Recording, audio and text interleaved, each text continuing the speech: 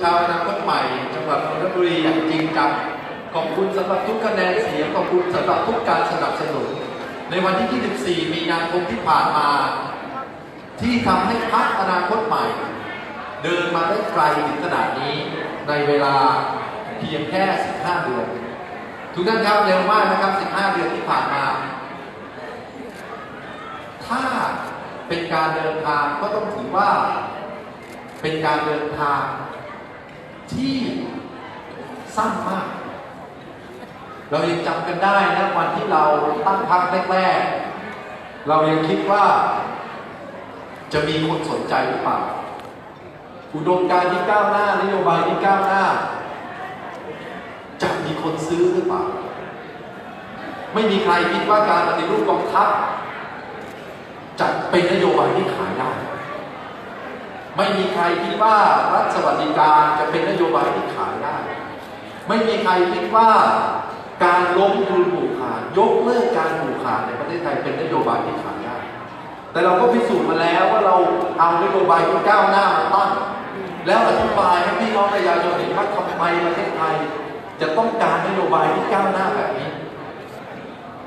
แล้วก็มีประชาชน6,300,000 คนที่เห็นด้วยกับเรา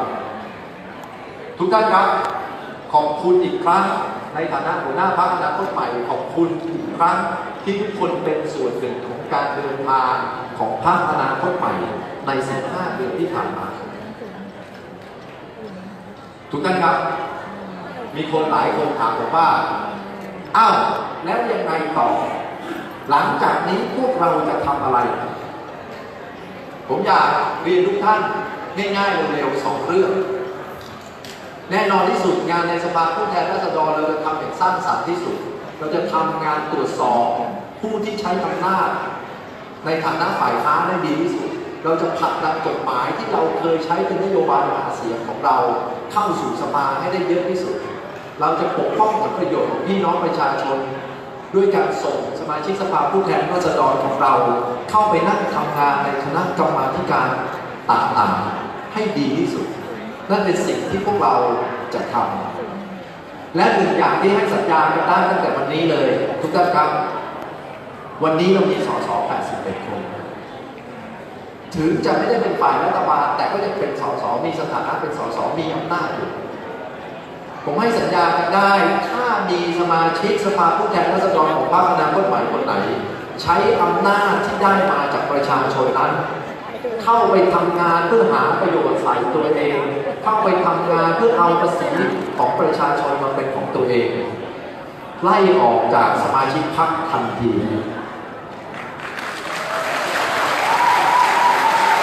อันนี้สัญญากันได้เพราะพรรคของเราไม่ได้ตั้งขึ้นมาเพื่อการนั้นและสิ่งที่ทุกท่านเห็นวันนี้มาทำร่วมกับเราวันนี้ก็เหตุผลที่เราต้องตัดจัดโต๊ะจีเหตุผลที่เราต้องประมูลก็คือเพื่อทำให้พรรคอนาคตใหม่เป็นอิสระปราศจากอิทธิพลของนายทุนเพราะถ้าเราอยู่ใต้อิทธิพลของนายทุนเมื่อไหร่เราไปขอเงินทำพรรคจากนายทุนขนาดใหญ่และทุนผูกขาดเมื่อไหร่เมื่อเราเข้าไปมีอำนาจเราก็ต้องตอบแทนเขาในรูปแบบสัญญาในรูปแบบสัมปทานในรูปแบบโครงการรัฐในรูปแบบกฎหมายในรูปแบบนโยบายต่าง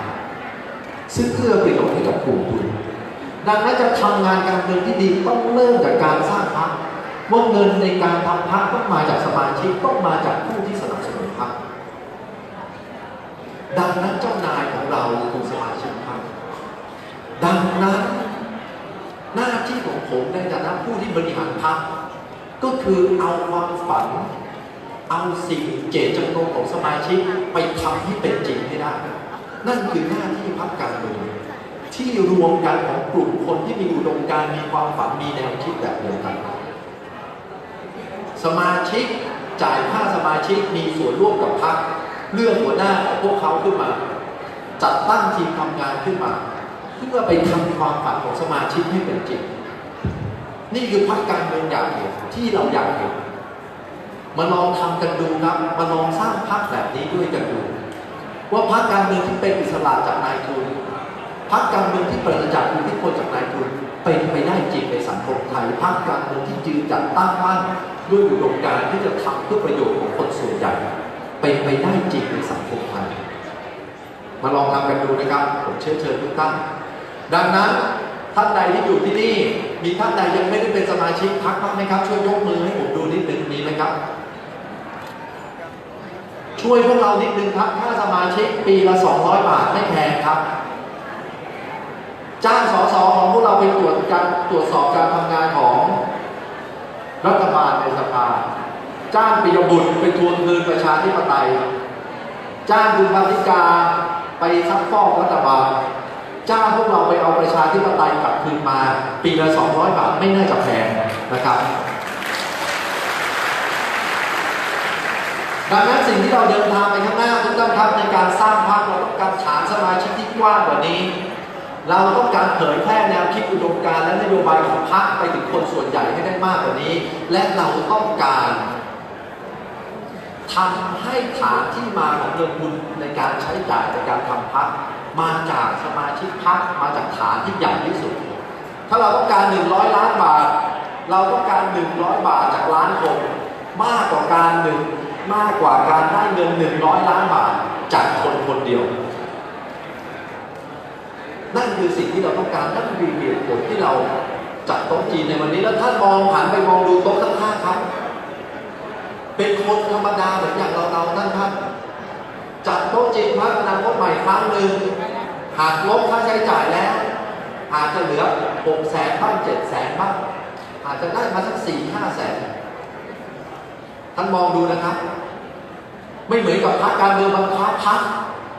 ที่จัดโต๊ะจีนครั้งหนึ่งได้500 ล้านได้600 ล้านนะครับนี่คือพรรคการเมืองของคนธรรมดาไม่ใช่พรรคการเมืองของนายทุนฝากด้วยมาร่วมกันสร้างพรรคการเมืองที่ยืนด้วยอุดมการณ์ยืนด้วยสมาชิกด้วยกันนะครับและในวันนี้เราก็พิสูจน์แล้วว่าเราตั้งใจจริงเราไม่ได้มาทำการเมืองเล่นๆแต่เราตั้งใจที่จะเปลี่ยนแปลงจริงๆหลังจากผมพูดจบเราจะเข้าสู่การประชันวิสัยทัศน์ของผู้สมัครนายกอบจ.จังหวัดนนทบุรีพรรคอนาคตใหม่ประกาศแล้วว่าเราจะทำงานการเมืองท้องถิ่นด้วย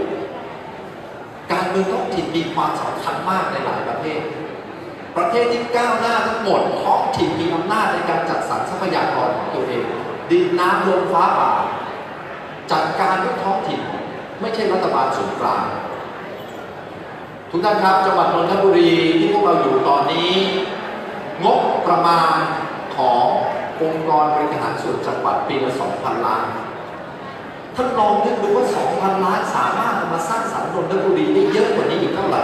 ทำให้เมืองของเราน่าอยู่กว่านี้ทำให้รถติดน้อยลงทำให้โรงเรียนของเราดีขึ้นทำให้โรงพยาบาลของเราดีขึ้นได้อีกมากเท่าไหร่ก็ 2,000 ล้านบาทนี้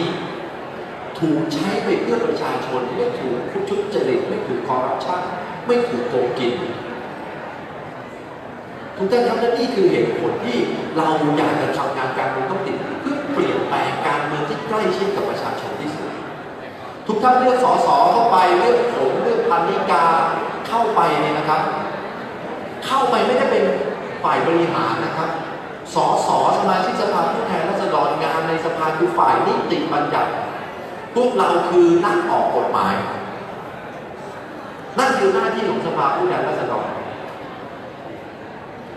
จะออกกฎหมายเสรีกัญชาหรือเปล่าไปผ่านกันที่สภาผู้แทนราษฎรแต่นายกอบจ.คุณละเรื่องนายกอบจ.คือฝ่ายบริหารงบประมาณปีละ 2,000 กว่าล้านบริหารข้าราชการท้องถิ่น 2,000 กว่าคนหน้าที่ฝ่ายบริหารเหมือนนายกรัฐมนตรีคือฝ่ายบริหารรัฐบาลคือฝ่ายบริหารสสไม่ใช่ดังนั้นการส่งทีมลงเลือกตั้งท้องถิ่นในฐานะนายกอบจ.คือการส่งทีมเข้าไปบริหารทรัพยากรที่มีอยู่ในจังหวัดและเราตั้งใจจะทำอย่างนี้ในการเลือกตั้งระดับอบจ.ครั้งนี้20 จังหวัดทั่วประเทศบวกลบนิดหน่อย 15-20 นะครับเพื่อที่จะบริหารให้เห็นว่าถ้าการเมืองท้องถิ่น แข่งขันกันที่นโยบายมีความฝันว่าอีก20 ปีนนทบุรีควรจะเป็นยังไงอีก20 ปีจากนี้ขอนแก่นควรจะเป็นยังไงอีก20 ปีหลังจากนี้สุราษฎร์ธานีควรจะเป็นยังไงแล้วมาบอกประชาชนเอาการเมืองนโยบายที่มีแต่ในระดับชาติลงมาสู่ท้องถิ่นให้ได้ว่านนทบุรีของเราควรจะต้องมีนโยบายอะไรบ้างในการเลือกตั้งท้องถิ่นที่ผ่านมาทั้งหมดไม่เคยเลือกตั้งกันด้วยนโยบายของท้องถิ่นเลยแต่เลือกตั้งกันด้วยนามสกุลอะไรอยู่บ้านใหญ่หลังไหนเป็นผู้มีอิทธิพลหรือเปล่ากลุ่มอำนาจรัฐได้หรือเปล่ากลุ่มเครือข่ายข้าราชการได้หรือเปล่ากลุ่มนายอำเภอกลุ่มกำนันกลุ่มผู้ใหญ่บ้านได้หรือเปล่านี่คือการเมืองท้องถิ่นที่ผ่านมาแล้วพรรคอนาคตใหม่บอกว่าถึงเวลาแล้วที่ประเทศไทยจะต้องเปลี่ยนแปลงถึงเวลาแล้วที่จะบอกว่าพอกันทีกับการเมืองแบบนี้เอานโยบายมาใส่ในการเมืองท้องถิ่นให้ได้และนั่นคือจุดประสงค์ที่เราจัดงานวันนี้เป็นก้าวแรกของการเปลี่ยนแปลงท้องถิ่นของเราไม่ว่าคุณพิชเยนจะชนะหรือว่าคุณไพบูลย์จะชนะแต่อย่างน้อยที่สุดเราทำให้ประชาชนนนทบุรีเห็นว่าการเมืองว่าด้วยนโยบายของจังหวัดนนทบุรีเป็นไปได้และจะเป็นจริงทุกท่านครับไม่ใช่แค่ที่นี่เป็นโมเดลแต่เราจะไปใช้ในหลายจังหวัดทั่วประเทศไทยด้วยการเมืองท้องถิ่นจะพัฒนาศักยภาพของผู้บริหารพัฒนาศักยภาพของนักการเมืองผมยกตัวอย่างให้ทุกท่านดูโจโควีประธานาธิบดีอินโดนีเซียก่อนหน้าจะขึ้นเป็นประธานาธิบดีอินโดนีเซียเคยเป็นกอร์เวเนอร์ของจาการ์ตาหรือเป็นผู้ว่าเมืองจาการ์ตามาก่อนที่มาจากการเลือกตั้งบอริส จอนสันนายกรัฐมนตรีคนใหม่ของประเทศอังกฤษที่เพิ่งรับตำแหน่งได้เดือนที่ผ่านมาก่อนหน้านี้เขาเป็นอะไรครับเป็นนายกเทศมนตรีลอนดอนถ้าเราไปดูในประเทศจีนสีจิ้นผิงเคยเป็นผู้ว่าเมืองฝูเจี้ยนมาก่อนประธานาธิบดีจีนคนหนึ่งมาเป็นผู้ว่าเมืองฝูเจี้ยนมาก่อนไปดูในอเมริกาบิล คลินตันมาจากกอร์เวเนอร์ของอาร์คันซัสโรนัลด์ รีแกนเคยเป็นกอร์เวเนอร์ของแคลิฟอร์เนียทักษะการบริหารที่ได้จากการสั่งสมประสบการณ์ในการบริหารท้องถิ่นที่เล็กสามารถบ่มเพาะคนให้มีศักยภาพให้มีประสบการณ์ขึ้นไปบริหารท้องถิ่นที่ใหญ่กว่าได้และนั่นคือสิ่งที่เราจะพยายามจะทำมันร่วมสร้างเมืองด้วยกันมันร่วมหาความฝันของนนทบุรีด้วยกันว่านนทบุรีของเราจะไปพัฒนาไปในทิศทางไหนเอาการเมืองท้องถิ่นมาแข่งขันกันด้วยนโยบายและผมเชื่ออย่างที่ว่าสิ่งที่เราทำวันนี้เรากำลังส่งแรงกดดันไปอย่างมหาศาลให้กับกลุ่มการเมืองท้องถิ่นที่อยู่ในนนทบุรีทั้งหมดวันนี้เราส่งแรงกดดันไปที่พวกเขาว่าพวกเขาต้องเปลี่ยนแปลงพวกเขาต้องเอานโยบายมาแข่งขันกับเราในการเลือกตั้งท้องถิ่นที่จะมาถึงเพราะถ้าพวกเขาไม่ทำพวกเขาจะสูญพันธุ์พวกเขาจะสูญพันธุ์